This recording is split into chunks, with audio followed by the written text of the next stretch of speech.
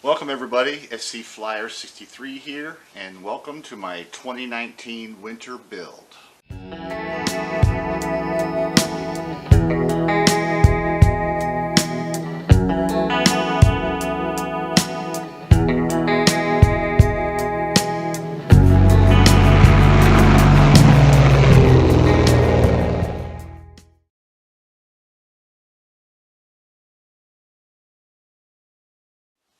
Okay, so this is actually a late winter build. Normally people would have gotten started a little earlier, but I'm getting started here in late February, but I hope to get this done in a couple of months. Shouldn't be too much of a problem. I get plenty of time off of work. So basically, I had purchased a 59-inch span clipped wing Cub, which I was going to build, but then I decided, no, I might as well go for the real deal here and do just the full wingspan Cub J3. And after looking around quite a bit, what I finally came up with was the Piper J3 Cub by Great Planes. It's a new old stock. It's an older kit. I got it off of eBay, and it's got like a 76.5 inch wingspan, and it's going to be a pretty nice build. I'll be going over a lot of things, a lot of basic things for builders, for new builders. So if you're more experienced, you'll probably be like blah blah blah, but there's we all started somewhere, and so I want to pass on some of those tips to maybe the younger builders. I know that things tend to be ready to fly now mostly. These stick built kits are a little harder to come by. But eBay, there's still a lot of them on eBay you can pick up for a pretty decent deal, and so that's what we're going to do. We're going to do the Great Planes Cub, and we'll get started here in a little bit. But first, like I said, I want to talk about a couple of things for the new builders. Okay, so I unrolled the plans. I set the, there's two sheets here. One is the wings, and the other is the fuselage and the tail section. I'm going to cut these plans into sections along this dotted line here, and it was much easier to handle. But the reason why I pulled the wings out, because I wanted to see that right there, the rib detail. And the reason this is important is if you wreck the plane and destroy some of the wing, you want to be able to repair it. And what we'll do is we'll cut this section out and make a template for new ribs. So that's very important that that's drawn on there. Not all plans are.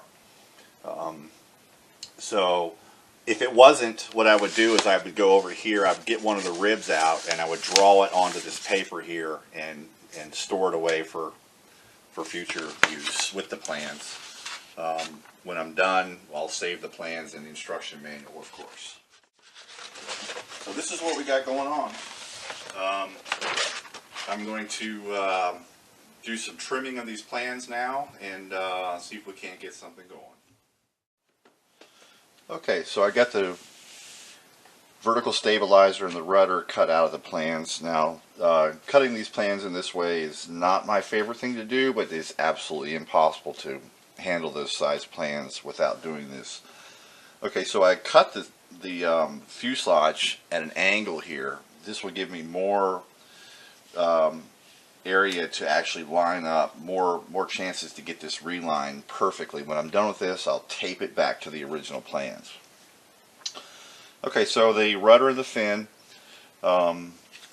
these parts are die cut. It doesn't look like they're laser cut, so they might not go all the way through. We'll have to use our X-Acto knife with a brand new blade and cut these out. And what I'm going to do is I'm going to pin them to the plans. Before I glue anything, I'm going to get this whole section, all these pieces cut out and fit together before I glue anything. That way, if any modifications need to be made, that we can do that. So here we go. So I'll start removing these pieces, R2, 3, 4, and 5, and then we'll cut the vertical pieces.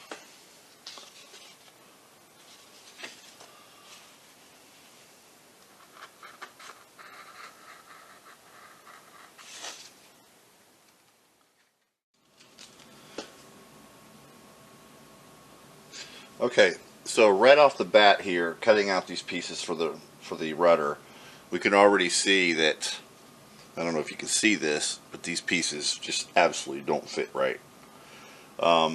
So we'll have to trim this to make it fit right, but we need to be careful because we still want the bottom part of this R4 piece to still line up down here, because we have to continue around, and so we don't want to cut this too short up here because that makes it shorter down here. So we want to place this as close as we can to perfect, and then what we'll have to do probably up here is I'm probably going to have to add some wood right in here because there's going to be a gap here. If I make this fit perfectly up here, then the next piece isn't going to fit perfectly down here, because we want to keep this within the plans. So let me think about that for a second and see what I want to do, and we'll pick it up here in a second. Okay, so I just about got all these pieces cut out for the rudder. I cut the leading edge piece here, the top piece, and these ribs. And what I did with the ribs to cut them is I took my sanding block and I would sand a bit of an angle, this piece here, get it to fit perfectly. And then I would use my miter box to cut the length. Still a little long, so then I would just get it just right with the sanding block, because I really want these pieces to fit just right. And they do. Every one of them. It's perfect. So I still have this little gap here to deal with. I'm going to do that probably after I glue this, because I can just slide a piece in there. I've already test fitted it. We'll cut it off and we'll glue that in. But I'm going to take this scrap wood here, and what I'm going to do is I'm going to cut a little piece to go in there. We don't want that gap to stay there, so we're going to fill it in a little bit. Okay, so basically we have three thicknesses of glue here. This is all cyanoacrylite, also known as cyano or CA. We have thin, medium, and thick. The thinner material is what you want to use when your pieces are fitting perfectly together.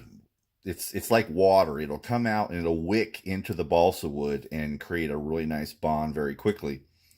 The medium and the thicker is if you don't have a joint that fits good, maybe there's a slight little gap and you need some thickness to fill that gap in, that's when we'll use the thicker, the medium. But basically we're going to try to be using the thin when at all possible. Okay, so basically I'm going to take the thin glue and just very easily go into these tighter areas. I don't know if the camera's picking that up, but you can really see that wicking in.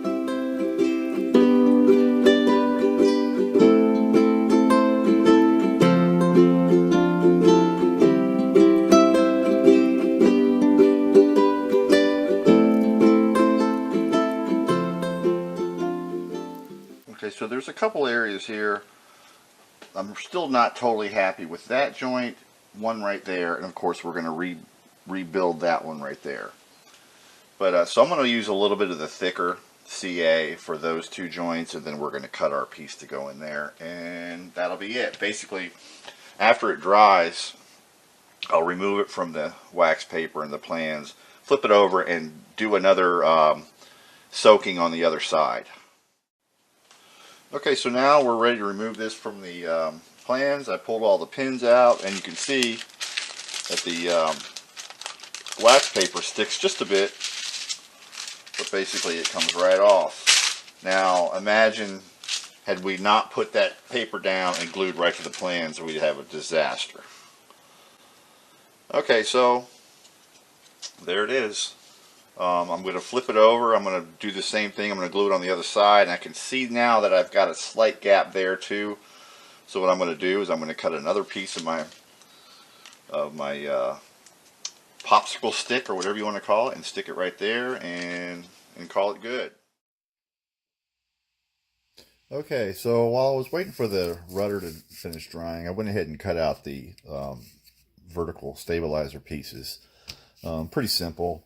There's a couple angles here, and I had to make an adjustment on this radius right here.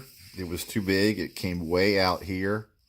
Again, this is a die cut kit, so nothing's perfect with these. The laser cut kits, some newer ones, are awesome. everything fits perfectly pretty much.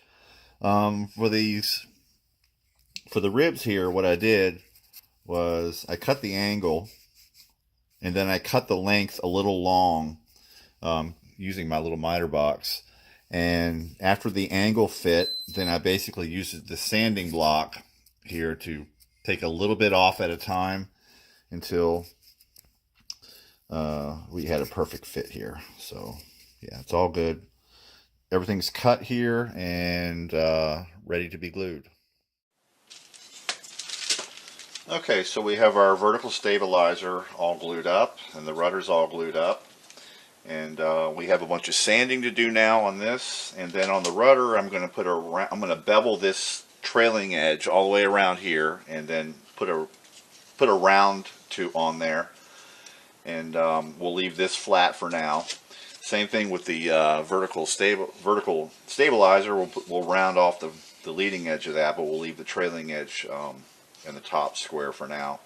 Basically, what we have to do is we'll be marking the center line here for our hinges, and then also after I do that, I will bevel this down on both sides here to give this room to actuate without binding up.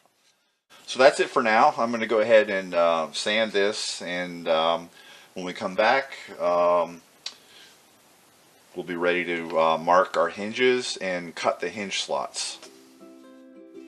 Okay, so we've been working on the vertical fin of the rudder here. It's all glued up and ready to go. I'm going to do some sanding, mark my hinge lines and everything, but I think I'm going to do that on the next video. I'm going to take a little break here where we're at, and I'll probably start working on the horizontal stabilizer before the next video, because the construction techniques are exactly the same as these two pieces. So I'll get a little head start on that. Of course, I'll record anything that I have a problem with for you guys to see. So yeah, we'll do that, and thanks for tuning in, and please hit the like button and comment if you want to. Thank you very much.